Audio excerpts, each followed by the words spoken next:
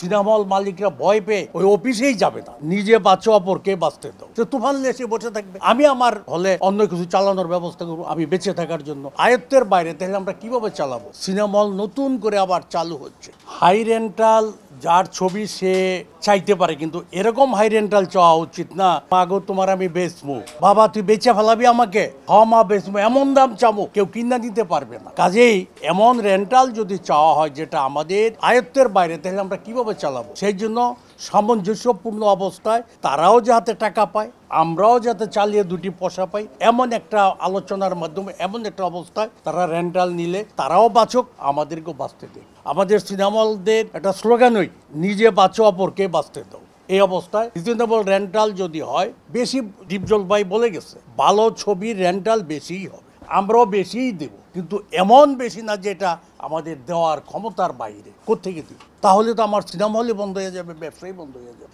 এখন যে একটা বর্তমানে একটু সুন্দর একটা পরিবেশ সৃষ্টি হয়েছে, সিনেমা হল নতুন করে আবার চালু হচ্ছে, এই প্রবণতাটা বন্ধ হয়ে যাবে যদি এইভাবে ধাক্কা খায় হল মালিক। একেবারে এটা তো প্রশ্নই আসে না। এটা তো দেওয়া এই পরিমাণ, এর অর্ধেক টাকা সেল হবে কিনা সন্দেহ। বহু হলে 15-7-8 লাখ টাকা সেল হবে কিনা সন্দেহ, বেচা কিনে হবে কিনা সন্দেহ। সো দ্যাট এই যে 14-15 লক্ষ টাকা, এটা কোনো হল মালিকের ক্ষমতা নাই, বা অনেক হল আছে যাদের ক্ষমতা নাই ছবি নেওয়ার। মাস্টার সাহেব যিনি বোধহয় তুফান ছবির ম্যানেজমেন্টের পক্ষে দায়িত্ব পালন করতেছে, তার বক্তব্য বলে গেল আমরা এরকম রেন্টাল চাই নাই, এটা অহেতুক আলোচনা হয়েছে। যদি তার এই কথাটা সঠিক হয়ে থাকে তাকে আমরা সাধুবাদ জানাই, তাকে আমরা ধন্যবাদ জানাই। এটা হয়তো অপপ্রচার যদি হয়ে থাকে, সেই অপপ্রচার হওয়া উচিত না। অপপ্রচারের মাধ্যমে সিনেমা হল মালিকরা ভয় পেয়ে ওই অফিসেই যাবে না। সো দ্যাট মাস্টারের কথা একটু করা বললেও, আর আরেকটা কথা বলতে, ছবি আপনারা বানান। আমরা অনেক বড় বড়, আমি একজন প্রডিউসার, আমি বাংলাদেশের বেদের মেয়ে জ্যোৎস্নার পরে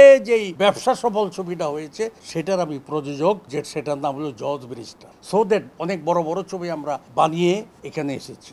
সেই জন্য রেন্টাল কিভাবে করতে হয়, হল মালিকদের কিভাবে তাদের সাথে কথাবার্তা বলতে, সেটা আমাদের জানা আছে। তো মাস্টার সাহেবের কথায় খুশি হচ্ছি যে সে হয়তো এটা চায় না, অপপ্রচার হয়েছে। তো অপপ্রচারটা অপপ্রচারই থাক, তাদের সাথে যেন আমাদের এ ধরনের জটিলতা সৃষ্টি না হয়। আমাদের হল মালিকদের আয়ত্তের মধ্যে যেন আমরা ছবিটা নিতে পারি, এটা আমরা আশা করব এই তুফান ছবির প্রযোজকের কাছে। উনিও বাঁচুক, আমাদেরকেও বাঁচতে দেখ।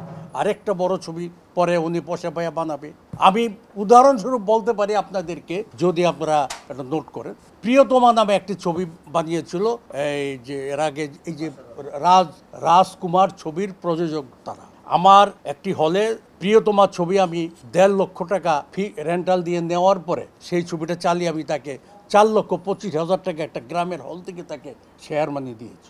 শাপলা সিনেমা ছবি যদি ভালো হয়, দর্শক যদি এটা গ্রহণ করে, তাহলে টাকা পাওয়া যাবে না এমন কোনো কথা না। 1.5 লক্ষটা তো অনেক বড়, অনেক টাকা একটা গ্রামের জন্য। সেই টাকায় তো সে দিয়েছে, কিন্তু এমজিতে ছিল মিনিমাম গ্যারান্টি, পার্সেন্টেজ চলে আসে 4,25,000 টাকা পেয়েছে, আমরা দিয়েছি। তো কাজেই আর যদি না পাইতো 1.5 লক্ষ টাকা অনেক টাকা। তো ছবির ভিতরে জোর ছিল, দর্শকের চাহিদা ছিল, সেই জন্য সে অনেক বেশি টাকা পেয়েছে। তো এই তুফানেও যদি এমন জোর থাকে, চাহিদা থাকে, আমার হল থেকে সে 4.5 লাখ টাকার, সেটা আরও বেশিও তো সে পাইতে পারে না। আমাদের নেওয়ার মতো ক্ষমতা না থাকলে তো তুফান হোক, নাহলে আরও কিছু হোক, বাংলাদেশের শ্রেষ্ঠ ছবি হোক, সোহার, তাতে আমি আমার কি করার আছে? আমি কিভাবে নেওয়ার তো কোনো আমার ক্ষমতা নেই, আমি তো নিতেই পারবো না। এটা নেওয়ার তো কোনো আমার অবস্থাই নেই। তো তুফান এসে বসে থাকবে, আমি আমার হলে অন্য কিছু চালানোর ব্যবস্থা করবো আমি বেঁচে থাকার জন্য, কিন্তু আমি একটা বড় কিছু নিয়ে ওইটার আঘাত খাইয়া মরতে তো আমি রাজি না।